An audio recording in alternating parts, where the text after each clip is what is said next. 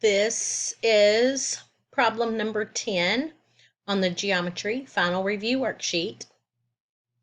They give me, again, I think they're using this symbol to mean quadrilateral. So let's see, purple. So they're saying the quadrilateral is a rhombus. And we know that, what do we know about a rhombus? All of the side lengths are the same size. We know that the diagonals bisect each other. And we also know that the diagonals up with 90-degree angles right there. So we have a bunch of right triangles. They give us an extra line in there. They drew AF. And they tell us that it's perpendicular to BC, and they give us AC is 10. That means the whole diagonal is 10. So these two pieces right here are each 5, and the diagonal right there is 24. Now, when it says find the area, well, they've given us everything that we need, because the area, if I'm not mistaken, is 1/2 diagonal 1, diagonal 2. I'm going to go check my formula sheet. The area of a rhombus, 1/2 diagonal 1 times diagonal 2. So I know what the area of that is already. I know that this is 1/2 10 times 24.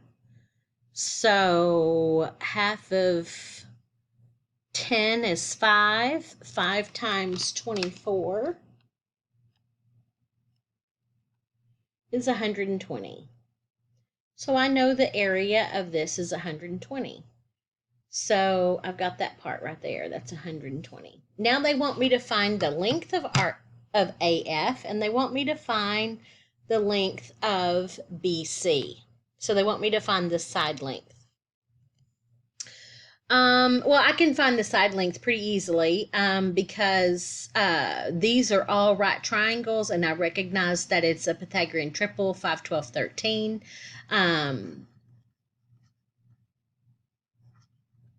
Pythagorean triple.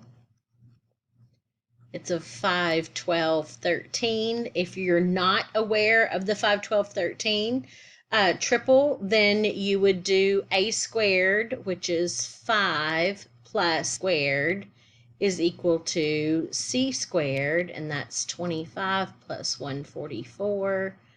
That comes out to be 1 sides, and the hypotenuse right there is 13. So all these sides here are 13. CB is 13. So this answer right there is 13. Now we need to find this measurement right here. Okay, so I know that, let's see, what do I know? I know what we can do. We have the area. Now remember, this is a rhombus. We know the area of a rhombus, but a rhombus is also a parallelogram, right? And you can also find the area of a parallelogram by multiplying base times the height.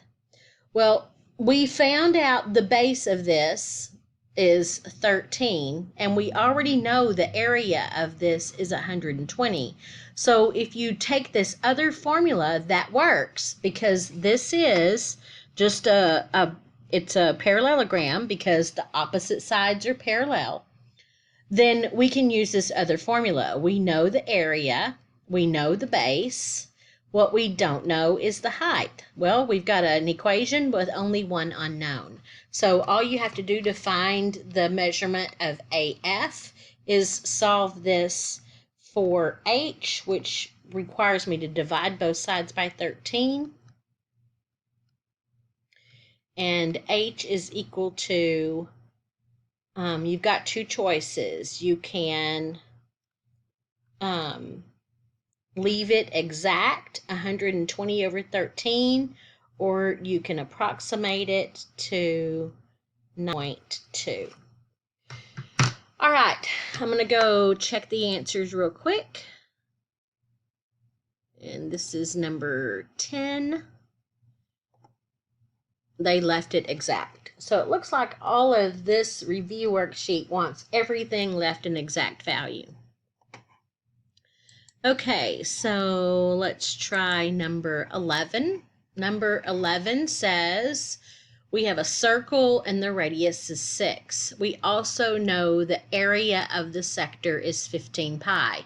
Well, that means that I'm going to go to my circle fact, my circle notes, and I'm going to be using this formula right here. So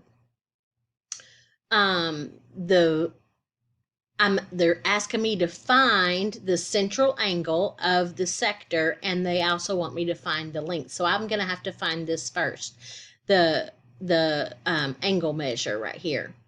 So that's what I called X. See right here, it says the angle over 360. So I don't know what that is, so I'm calling that X. X over 360 is equal to 15 pi over pi r squared, and the radius squared, 6 times 6 is 36. So now I'm just going to simplify this problem. The pi's cancel out. I could also simplify this. That might make my multiplying easier. I believe that's 5 times 3, and that's 12 times 3, so the 3's cancel out. So now I'm left with 5 over 12, so that becomes 12x equals 5 times 360. And divide both sides by 12. X is equal to 5 times 360 divided by 12, 150. Not drawn to scale, that's for sure. I did not draw that an obtuse angle. But that's okay. So both of those, the angle and the arc measure, are both 150. Remember, that's not the length. Okay, the length says, which is 150 for 360, set that equal to the arc length, y, over 2 pi r, and that will be 12 pi, because 2 times 6 is 12. So cross multiply, you get 12 times 150 is 1,800 pi equal to 360y. Divide both sides by 360, and you're left with 5 pi. So the arc length of the sector is 5 pi. That's the length of this right here. And then the central angle is 150 degrees. We'll check real quick and see if our answer key agrees with this. The central angle is 150. The arc length of the sector is 5 pi. All right, let's do one more on this video. Each side of an equilateral triangle is 12. Find the area of the inscribed and the circumscribed circles. So I've drawn the picture, the equilateral triangle, and all sides are 12.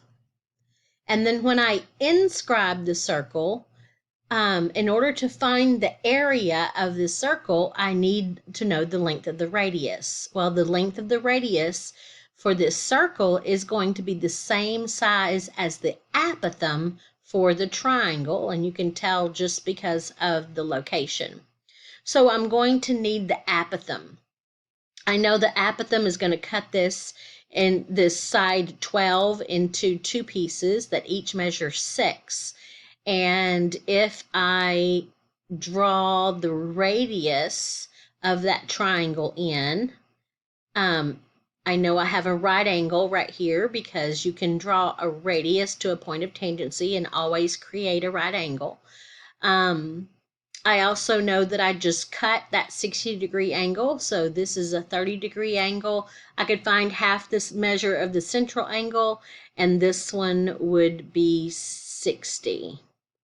So I know the long leg. This is the x square root 3 leg. So x square root of 3 is equal to 6. Divide both sides by the square root of 3. X is equal to 6 square roots of 3 over 3, which reduces to 2 square roots of 3. So the radius of the circle, or the apothem of the triangle, is 2 square roots of 3. So the area of this circle, the area of the inscribed, this one's inscribed, the area is pi times the radius squared. And that radius squared is going to be 4, because 2 squared is 4. 4 times 3 is going to be 12 pi. Okay, so I still have an equilateral triangle over here. I've already drawn the radius. This is a different circle, so don't go over here and get measurements from this triangle. This is a different circle, so the radius of this circle is the same thing as the radius of that triangle. So I'm going to draw in the apothem. Now the pieces of the triangle are still going to be the same, but I'm going to go ahead and, redo the stuff that I know. This is 30. This is 60. There's the right angle. I know that this piece right here is 6. So that's this leg right here, and that is the long leg. So that's x square roots of 3. It's going to be and x square roots of 3 is equal to x. So this is going to be the same measurement, 2 square roots of 3. But this time I need to know what this side is. So this measurement right here, because that's going to be the radius of the circle, is going to be, this is x squared root of 3, this is x, and this is 2x. So 2 times 2 square roots of 3. That's how long that side is. So the radius of this circle is 4 square roots of 3. So the area of this circle is the radius squared times pi. So this one's got 16 times 3. And I believe 16 times 3 is 48 pi. So the two areas are 12 pi and 48 pi. Let's check that. 12 pi and 48 pi. All right, I'm going to go ahead and stop this video because I think it's of a pretty good length now.